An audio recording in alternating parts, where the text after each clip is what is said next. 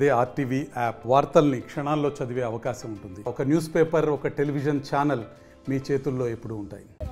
Police department నందు constable selections పడ్డాయి. అందులో 3 విడతలుగా ఉంటుంది. మొదటిది ప్రిలిమినరీ ఎగ్జామ్ అయిపోయింది. ప్రిలిమినరీ ఎగ్జామ్లో ఎవరైతే క్వాలిఫై అయినారో వాళ్ళకి ఇప్పుడు ఫిజికల్ టెస్ట్ ఉంటుంది.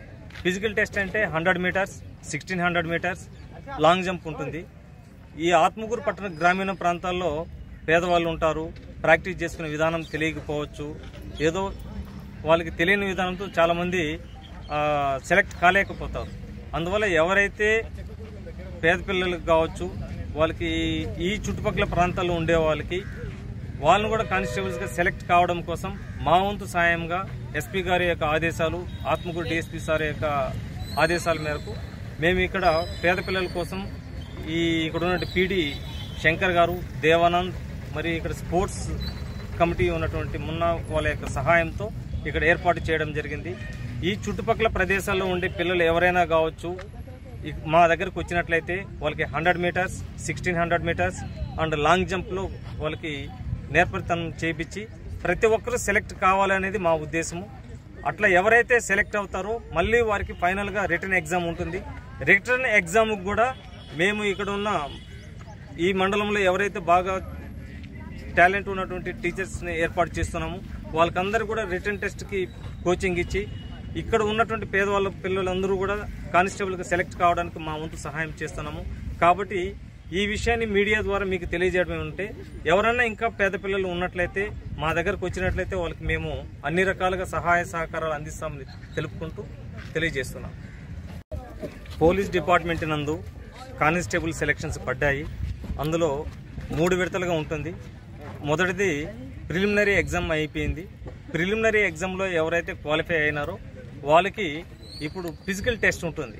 ఫిజికల్ టెస్ట్ అంటే 100 మీటర్స్, 1600 మీటర్స్, లాంగ్ జంప్ ఉంటుంది.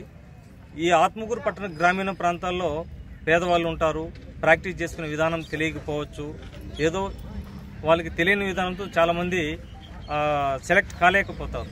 అందువల్ల ఎవరైతే పేద పిల్లలకు కావచ్చు, వాళ్ళకి ఈ చుట్టుపక్కల ప్రాంతాల్లో ఉండే వాళ్ళని కూడా కానిస్టేబుల్స్గా సెలెక్ట్ కావడం కోసం మా వంతు సాయంగా ఎస్పీ గారి యొక్క ఆదేశాలు, ఆత్మకూరు డిఎస్పీ సార్ యొక్క ఆదేశాల మేరకు మేము ఇక్కడ పేద పిల్లల కోసం ఇక్కడ ఉన్న పీడి శంకర్ గారు, దేవానంద్, మరి ఇక్కడ స్పోర్ట్స్ కమిటీ ఉన్నటువంటి మున్న వాళ్ళ యొక్క సహాయంతో ఇక్కడ ఏర్పాటు చేయడం జరిగింది.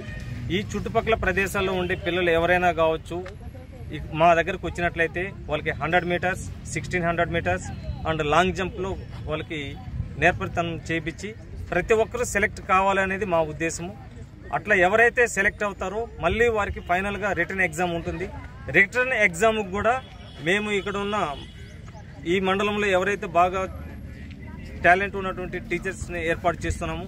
వాళ్ళకందరూ కూడా రిటర్న్ టెస్ట్కి కోచింగ్ ఇచ్చి ఇక్కడ ఉన్నటువంటి పేదవాళ్ళ పిల్లలందరూ కూడా కానిస్టేబుల్గా సెలెక్ట్ కావడానికి మా వంతు సహాయం చేస్తున్నాము.